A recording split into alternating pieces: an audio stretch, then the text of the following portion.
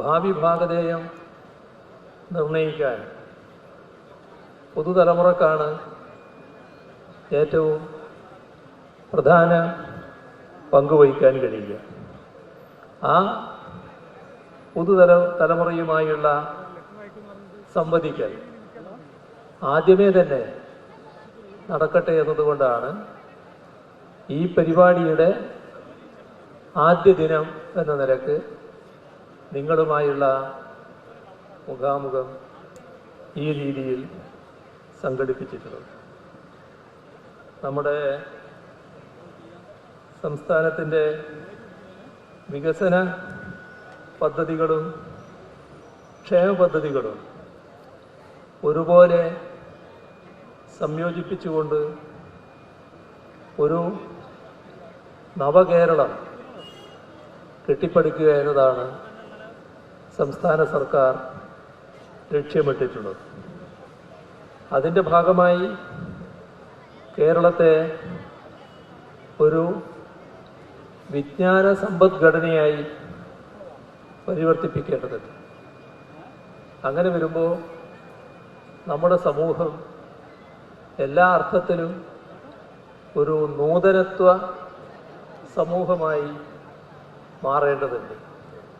അതിനുള്ള ശ്രമമാണ് ഇപ്പോൾ നടന്നുകൊണ്ടിരിക്കുന്നത്. ഇത്തരമൊരു കാഴ്ചപ്പാടോടെ നമ്മുടെ ഭാവി കേരളത്തെ രൂപപ്പെടുത്താനുള്ള നിർദ്ദേശങ്ങൾ വിവിധ മേഖലകളിൽ നിന്ന് സമാഹരിക്കാനാണ് ഉദ്ദേശിക്കുന്നത്. അതിനായി സമൂഹവുമായി സംവദിക്കാനുമാണ് സർക്കാർ നടപടികൾ സ്വീകരിക്കുന്നത്. അതിൻ്റെ അതിവിപുലമായ ഒരു ഭാഗം നിങ്ങളുടെ ശ്രദ്ധയിലുള്ളതായിരിക്കും. നേരത്തെ ചീഫ് സെക്രട്ടറിയോട് പറയുകയുണ്ടായി, നവകേരള സദസ്സ് കേരളത്തിൻ്റെ എല്ലാ ഭാഗങ്ങളിലും വലിയ തോതിലാണ് അത് സംഘടിപ്പിക്കാനായി. അവിടെ നിന്നും ലഭിച്ച ഒട്ടേറെ നിർദ്ദേശങ്ങളുണ്ട്. ആ നിർദ്ദേശങ്ങളെല്ലാം ക്രോഡീകരിച്ച് കുറച്ചുകൂടി സൂക്ഷ്മതലത്തിലുള്ള ആശയവിനിമയം നടത്തലാണ് ഈ പരിപാടിയിലൂടെ ഉദ്ദേശിക്കുന്നത്. ഇവിടെ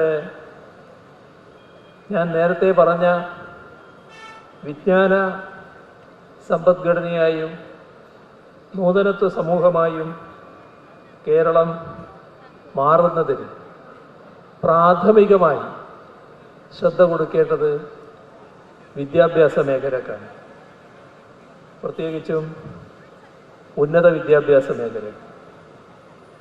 പൊതുവിദ്യാഭ്യാസ രംഗത്തുണ്ടായ നേട്ടങ്ങൾ അനുഭവിച്ചുകൊണ്ട് ഉന്നത വിദ്യാഭ്യാസ മേഖലയിലേക്ക് കടന്നു വന്നവരാണ് നിങ്ങളിൽ പലരും.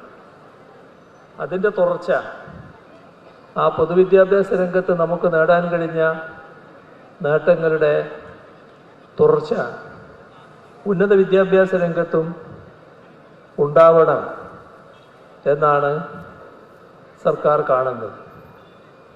അതിനായി നേരത്തെ തന്നെ ചില പരിപാടികൾക്ക് തുടക്കമിട്ടിരുന്നു.